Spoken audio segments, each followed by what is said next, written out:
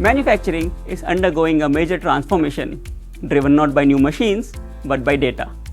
There was a time when analytics and reporting were considered support tools, but now these are at the heart of intelligent, responsive, and responsible manufacturing. Modern shop floors are equipped with hundreds of sensors generating real-time data across machines, production lines, and environment. By integrating this data through IoT platforms and MES systems, manufacturers are gaining unprecedented visibility into cycle times, material flow, quality deviations, and unplanned downtime, all over real-time dashboards.